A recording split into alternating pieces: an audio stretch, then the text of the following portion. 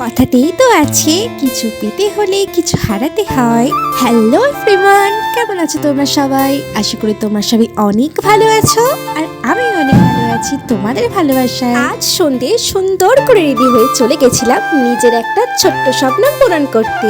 কি স্বপ্ন পূরণ করলাম চলো সেটাই তোমাদের ভিডিওর মাধ্যমে বলি। প্রথমেই তো চলে গেছিলাম হাটে, যেখানে পূরণ হবে আমার ছোট্ট স্বপ্নটা। আর আমরা যেহেতু গ্রামে থাকি তাই আমাদের এখানে হাট বা বাজারকে মোড় বলা হয়। চলো তোমাদের আমি আমাদের মোড়টাকে একবার ঘুরিয়ে দেখাই।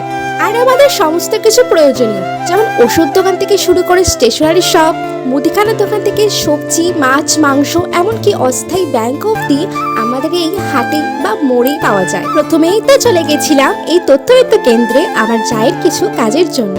সেখানের কাজ মিটিয়ে চলে গেছিলাম আমার স্বপ্ন পূরণ করার জন্য আমাদের মোড়ের এই সোনার দোকানটায়। হঠাৎ নিজের জন্য কি সোনার জিনিস কিনলাম চলো সেটা তোমাদের বাড়িতে গিয়ে দেখাচ্ছি। না গো না, আমি নিজের জন্য কিচ্ছু কিনিনি। আমি কিনেছিলাম আমার ছোট্ট ছেলে রুদ্রর জন্য এই এক জোড়া রূপোর বালা, যেটাও কিনেছিলাম আমার ছেলের পুরনো কিছু রূপোর গয়না এক্সচেঞ্জ করে। বালাটা কেমন হয়েছে অবশ্যই তোমরা কমেন্ট করে জানিও। টাটা।